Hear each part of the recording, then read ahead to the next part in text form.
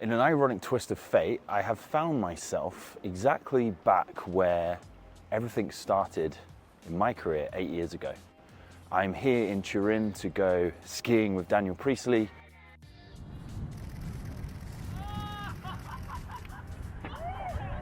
In an effort to get him to sign the foreword of my book that's coming out shortly, The Minimal Viable Launch. Look out for that on April 19th. And by sheer fate, my team had booked me an Airbnb right outside the beautiful Fiat factory here in Turin.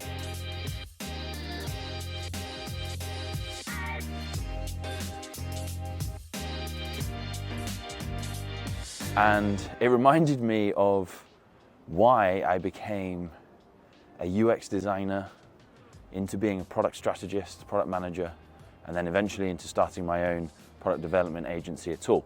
It was in this very building in 2015 that I attended an Android mobile app development conference as a young recruiter who had no clue about mobile app development at that point in time. I just knew I wanted to make money and sales was the way to go.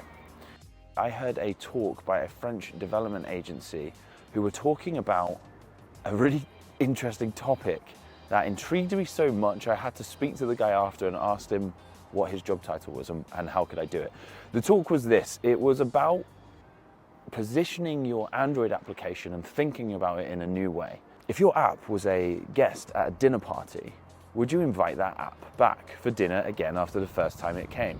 Or was it interrupting everyone, being rude, selfish, always demanding and only considering itself and its problems and its needs, rather than being a great dinner party guest, helping people out, having interesting conversations and adding value to their lives? This really interested me because I worked with so many Android developers who had created personal projects that just quite frankly sucked. The apps interrupted you, the notifications were awful, it was a horrible download experience, the onboarding sucked. And I'd always naturally just started to coach them on how they could improve these things. And when I heard this designer giving this talk, I realized that this could actually be a job, something that I could be really good at, naturally good at. And so I made the decision to quit my job in London, find an opportunity to get into recruitment in the north of the UK, where I felt competition would be less for designers up there, and start to recruit UX designers full time. And the idea would be, if I could just recruit designers all the time, I'd get to speak with them, and by speaking with them, I'd get to learn about what they did and how I could do it too. And thankfully, in the beginning of 2017, I was given the opportunity by an agency called Lightstart, who were looking for a junior designer. And I knew my chance had come. I had a portfolio built, I'd been working weekends, I'd been working insanely long hours. If anyone knows about recruitment, you know the hours are not fun. And I was building and learning how to be a UX designer on top of that. I went for a meeting with them and I offered them a deal. I said, if you let me take 2 weeks off of work and have a trial as being your junior UX designer, if I'm any good, I want you to offer me this position. And if I suck, I will find you your junior designer for free, which again, if any of you know anything about recruitment, you know those fees are pretty hefty. And so they snapped my hand off for that deal.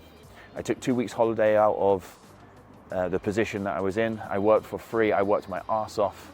I managed to secure the position and have never looked back since. I became a designer at a company called BTL. Then I honed my craft further at a company called Smoothwall, and eventually left that position after becoming the product manager of the machine learning team there to set up my own agency and do what I had always wanted to do, which was run a business. So for me, it's a moment of reflection. Thought I'd share a little story with you, how fate loves irony. Please wish me luck in getting Daniel Priestley to say yes to signing the foreword of my book. It would be a nice closing to this chapter and on to the next chapter in this crazy journey that I've been on in the last 8 years.